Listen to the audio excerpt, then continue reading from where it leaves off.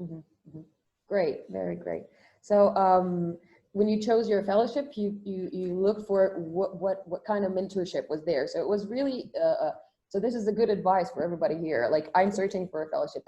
A lot of people here are looking for fellowships. So look for what you want to do rather than the name. The name tags are the least important thing, maybe. If that is Yeah, the message we can give right now.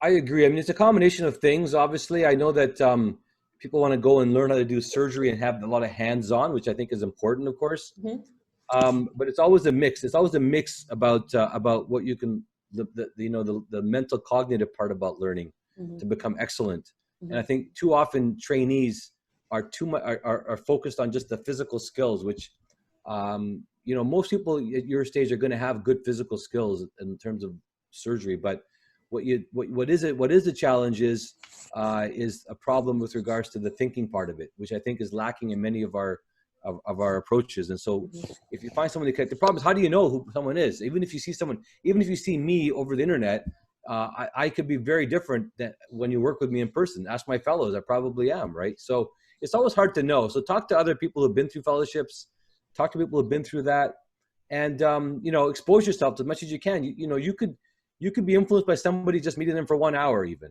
It doesn't have to be for a year even. You could be influenced by a lot of different things or get inspired. I shouldn't say influenced, inspired by somebody for a short period of time.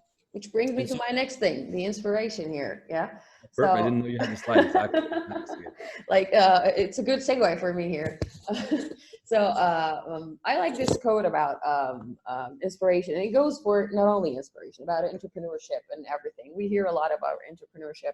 We have a lot of influencers in our lives right now more than ever, and we have all kind of influencers, good or, I'm not saying good or bad, because I can't put I don't like tagging stuff or putting like a label on stuff, because even if somebody's putting back content somewhere, you can learn to do the opposite, and that works for you very well. It's about how you think about it. So social entrepreneurs actually do not just give you fish or teach you how to fish. They want to revolutionize how you fish.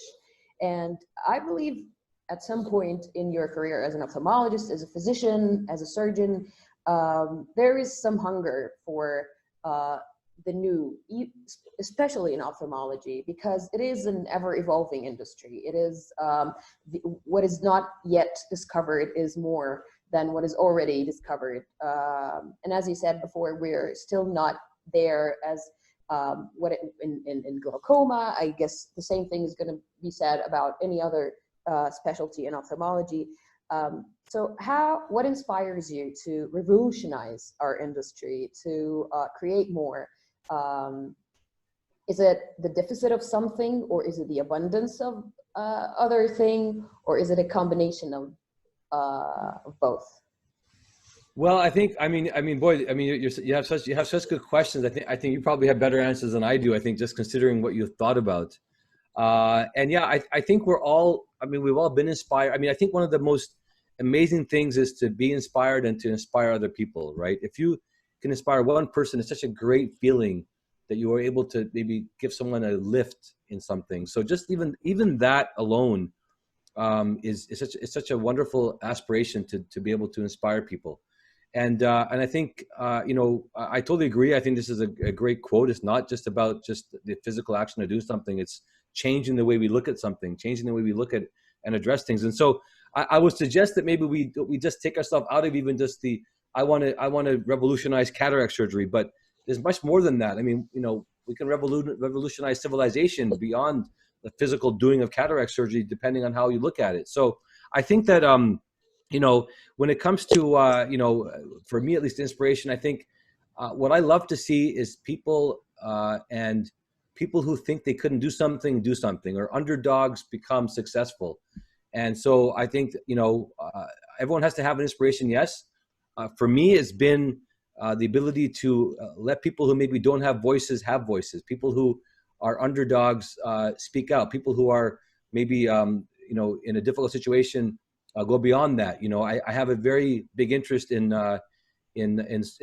social, I wouldn't say social justice, but just helping others and supporting others and thinking about others. People around the world who are oppressed. Mm-hmm. People around the world who are living in difficult situations. People who are who are the subject of racism. Maybe that's because that's close to my heart, because growing up, I think that if we can get people to be thinking broadly and people to accept other people, I think that's a lot that we can accomplish. And we can do that as a medicine. I mean, one thing I've learned in my travels is that medicine really brings people together. It's incredible. And I've been to the Middle East. I've been to Palestine and Israel, one of the flashpoints of the world in animosity. And even on a small scale, bring people together in medicine to help people understand each other. So we have a platform that God has given us that whether you're, on your own small practice or a resident, you will find that medicine will bring. People will come to you. You'll have patients from you who are completely a different walk of life from you, who have different economic status than you, different social status than you, live in a different city, have a different mentality. Maybe they're more or less racist than you, whatever it is, but you have an ability to impact that person beyond their eye, right? Mm-hmm, and so foresighted, no pun intended, to just only think about the eye. Every opportunity I have to see a patient or to meet a colleague, like even with you, I'm always thinking about how can I learn more about from you, and how can I maybe give you something to that I'm passionate about, which again has to do with addressing assumptions and encouraging diversity and inclusiveness, and use that as a platform to do that. So that's kind of what I hope. Like even this webinar right now, I hope I can inspire people to say I'm going to go and make a difference in a right way, and I can speak out, and I can actually make a difference and not be limited by my own little bubble wherever I think I am. Mm-hmm, mm-hmm.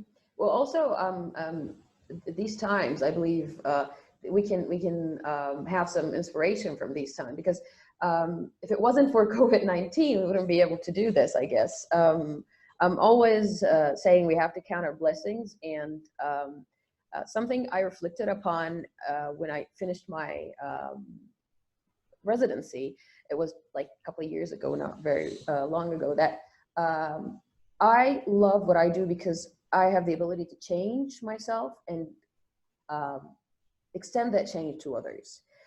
This cycle is everlasting. So if you're addicted to change, I believe we are in the right industry.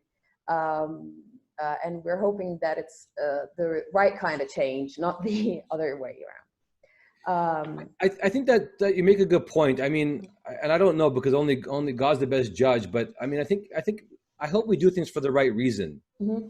And too often, I think, I don't know, I can only guess that maybe we don't do it for the right reason. And I think that can lead us to the wrong path. It can make us a lot of money. It can lead us to power, maybe, and success, but does it lead to contentness? Does it lead to really, the ultimate, I think, level of humanity? I don't know if it does. So I don't, maybe I'm naive. One thing I will say, I'm very naive. I mean, everyone tells me I'm very naive. I trust people. I just think that we can do a lot of good things. Maybe we can't. But being naive is good because it lets you dream. And I think dreaming and imagination, which maybe we'll talk about, those are, if you ask me what my superpowers are, I dream and I imagine a lot. I have a wild imagination. So that's my only big superpower. So, but I think that's, those things are really important to do it for the right reason and be a good person, man, be a good person. I think, for me, I respect and I fear God, and I look to God for inspiration. And I think that even if I know I'm doing something wrong, I know God is watching and ask for forgiveness. I don't know, for me, that maybe helps me. I'm not saying that, you have to be religious to follow God, right? But have some kind of moral compass or some sort of ethical metric that, because it's easy for us when you get successful or you make money, it's very easy to slip into the wrong path, not the wrong path, but a different path. And things get blurred. And so, again, it's easy for me to say that because you know what? I am privileged. I am fortunate to make good income and good life and have a house and have food and have car, have work, place to work, even during COVID. So it's much easier for me to say that than someone else who maybe is poor and lives in a very difficult neighborhood, who has subject to violence. They can turn around and tell me, Ike, it's easy for you to say that, but what about my situation? So by no means am I able to, do that. I can only speak from my own experience. That's all I can say. Yeah. This brings me also to the next thing about leadership. When you're this successful, when you're like, you have the means to work on your own, to do stuff, and everybody will come to you and everybody will consult you. Why do you take time to teach? Why do you take time to give back? Is it because you believe that even as a leader, others are indispensable to you? Do you believe that learning doesn't stop because you face a lot of people in very short amount of time, even in medical school, who are at the top of their class and they think they know it all. They don't need anybody else. They're going to do it on their own because everybody else are a burden. And carrying a lot of people around you is just going to slow you down. How do you address these things? Yeah, I don't know. I mean, I don't know. I couldn't imagine doing anything without working with people and learning together. I mean, I guess I've always loved team sports. For example, I never played tennis. I didn't play golf. I basically played hockey and basketball and football, because when you win, or even if you lose and you do it together, that kind of human bond you cannot just manufacture. You know, I mean, that's what's special about human beings, that we're not trees. You know, we really, you know, what we can do together is so much more than what we can do individually. Even if we're in the same room together, we do it together, we can accomplish so much more, and the reward is so much greater like that. So for me, it's always been that. Now maybe that's because growing up I was alone, right? Maybe I didn't have people to be with. I was always the last person to be picked on my hockey team because no one wanted me to be on their team. They didn't want the brown guy who spoke funny, who looked differently, had a weird name, they couldn't even call my name, to be on their team. So for me, growing up, that was always being different. So now I really value when I have somebody who can work with and who can do something together. So I think that once you witness that, I think you realize how valuable that is. And I think I'm selfish. I mean, when I'm doing this, I actually learn myself. When we do rounds, when people are in the OR, I learn so much from either what I see someone do or something that I didn't realize I didn't know. And it's really amazing how little we know. Even the people you think are so smart, by the way, I don't know how people decide someone's smart. How do you know they're smart? I mean, are you able to like go in their brain and count the number of neurons that are working at one time? I don't know. I don't think you can really know someone's smart. You could be smarter than them. Most people here, I guarantee you, are smarter than me. I can assure you of that. No question, hands down. I can tell you that honestly. So I don't think it's really a matter of that aspect of it. I think sometimes we assume people are smart because they speak really nicely, or they wrote a textbook, or they do good surgery. That does not define the level of smartness. Standardized smart. You know, so for me, I am almost intimidated, you know, even with people that maybe who are my students, because I think that they are really smart. I think that they're really eager, that they're asking good questions. So for me, it makes me better actually to have that environment to teach. And I couldn't imagine doing anything else. I would give up everything else in professional life other than teaching, you know, because I think for me and working as a team, for me, it's really inspiring to do that for so many different reasons. Great. So what is your message to anybody who's here with us, or who's actually like the head of their department, or the head of their team, who feels a bit weighed down by others? Do you think? Yeah. I think you got to, first of all, you got to, I mean, this is not for everybody, right? I mean, one size doesn't fit all. And I think if you're head of a department, or if you're a director or teacher, I mean, we have a responsibility regardless of what our own personal concerns are. So I think that's the first and foremost. I mean, otherwise we shouldn't be in that position. I respectfully say that, really. Honestly, and again, I'm not very popular, you know, in many different circles. I think I will say a couple of things. Number one, people who are in positions of power often are there because there's an insecurity in other parts of their professional life. And having a title gives them some sense of entitlement or security or accomplishment. And they don't want to give up that title. And they want to hold on to that power. I mean, look at it. It happens with dictatorships. It happens with government, right? And power corrupts people. Maybe corrupt people go to power, whatever it is. So, I mean, we need leaders, don't get me wrong. And again, I respectfully say this, and I can give you many examples of great leaders, but there are a certain kind of genre that kind of are attracted to that for that reason. And so I think I'm not the best person to really give advice, because I'm always an outsider. Even in my own university, we sometimes have challenges because I'm outside and I'm doing my thing and I'm still doing everything I can to teach. But people want to, you know, follow certain rules and everything else and follow certain paradigms, maybe because they need to be there, but also because it establishes and keeps people in position of power. And I'm the person who likes to break down power. I want to democratize learning.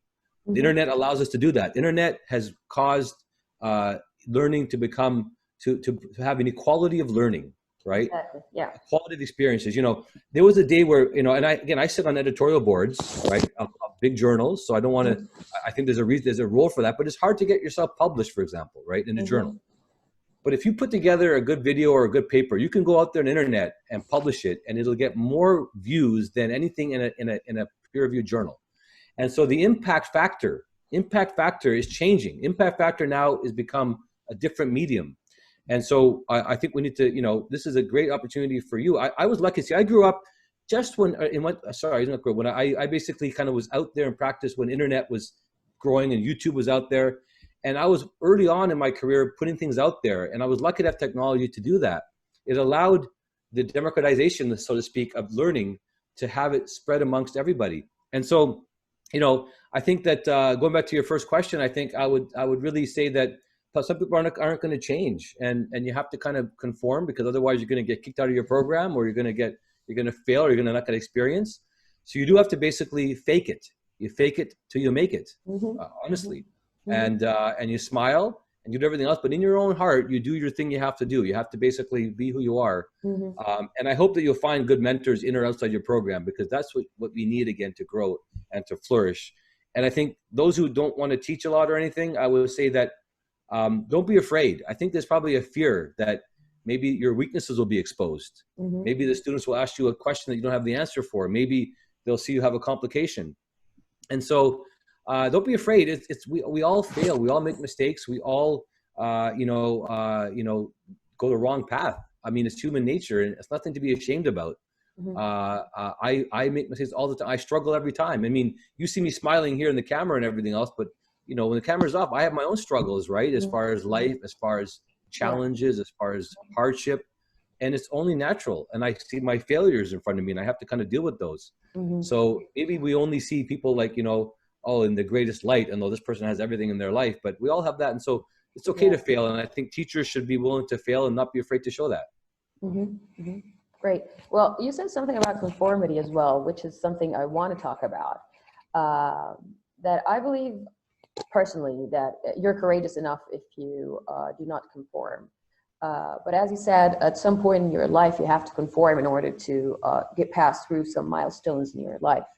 But do you think that conformity is the opposite of progress, or you know, how much reform needs people not to conform? Let's say that rhymes as well, but you know, I believe that at every point of our lives, we need to have some sort of reformation, because we do tend to review our behaviors, our let's say practice, how we manage this, how we manage that.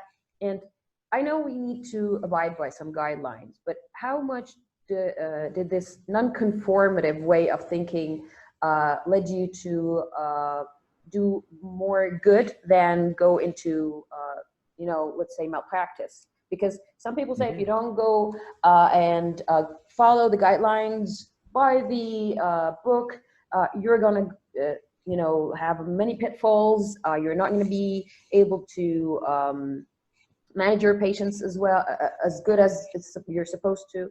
And another part of the question, when is it okay for an ophthalmologist, a young ophthalmologist, to say, I want to think outside of the box regarding this disease, regarding this, you know, procedure, which is going to bring me to the part that is innovation. But how much does conformity play a role in becoming innovative in your own career? Yeah, I mean, those are great questions. I mean, it's such a big, you know, topic to discuss. So first of all, a couple of things. I mean, asking questions is still conforming, right? Not having assumptions and not making assumptions is still conforming. I mean, I'm asking a question. I may still be, you know, following the rules, but I'm asking questions. So I think that's the first step, number one. I think don't be afraid to ask questions and challenge assumptions, because what we realize is that we don't know a lot, and we often assume we know something. and how many times is it proven wrong in medicine, for example? Mm-hmm. And so that's the first thing I would say. Like, don't assume that everything is right, because conformity doesn't mean we basically have to assume everything is right. That's the first thing I'll say. Second thing is, you don't know what you don't know, right? As the old quote goes. And I think that's something like Johari's window, if you want to look that up. We don't know unless we challenge ourselves and we ask the right questions, we don't know. But what the more dangerous thing is as I think Mark Twain quoted is what you assume you know, which actually is wrong. Mm-hmm. That's the most dangerous place to be, where you think something is right, but actually you're wrong, right? And that's the false truth, which I think, again, conformity kind of makes people kind of follow that thinking. So mentally, you should be able to blow things up in your head and always think differently. I think that's something that I think it doesn't have anything to do with conforming. Mm-hmm. Now, if I was advocating chaos and advocating breaking all the rules, we wouldn't have society. We would have anarchy, right? So of course we're not suggesting that. Mm-hmm. But it's the right dose and the right place to use it and to look at it. Mm-hmm. For example, I mean, you could say like, Ike, you believe in God, I just finished Ramadan, I fasted. Ike, why are you conforming? Why are you fasting? That's like old 1400 years ago technology. Why are you doing this, right? So I think that there are principles, however. Principles are different. Principles are basically your values. Mm-hmm. And your values basically are not something necessarily that you're going to try to, blow up and change. They're your values, right? Keep your values. Mm-hmm. Mm-hmm. However, in professional life, things are certainly different. We're not all knowing. Mm-hmm. And there are, a healthy skepticism, I think is important to do that. And so I think there's a fine balance here is what I will say, right? I believe in the family order. I believe in family, for example, right? I mean, if I didn't believe in family, then imagine all the craziness that could happen, right? And so, I mean, there's certain things that structure is important.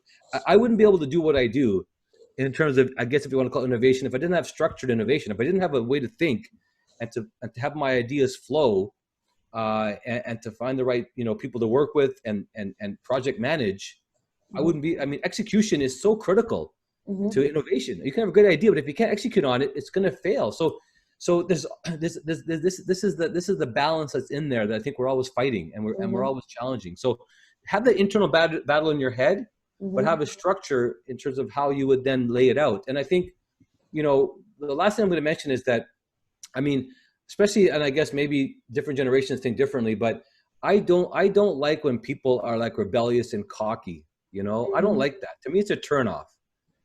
When people are like, whatever, they don't know, and they're so confident, I'm so good and everything. Like that's a big turnoff for me. I think ego is the enemy of progress, and in many ways is coward behavior. Mm-hmm. And so I think we got to really really watch our egos, because especially when you're successful, and maybe you've found something new, then your ego can really destroy what you've accomplished. And and the other thing ego does, it basically ruins relationships as well, and I think that we do these things. We have to ask ourselves why we do these things. We do it for the betterment of humankind, and when the ego gets in the way, man, it's just bad news. And so I have to remind myself, because everyone has an ego, including myself, that take a step back and say, why do I do things? So I call myself respectfully disagreeing with you, respectfully doing it. I'm at a webinar, for example, and someone presents a case and maybe I disagree with it. I'm not going to say like, oh, you're such a stupid idea, whatever else, even though if I believe it's really, really bad, because I think there's a certain decorum we need to have as human beings that we have to establish, because otherwise, we don't even get through to the person. They basically close up and they don't listen to you anyway. So I think those are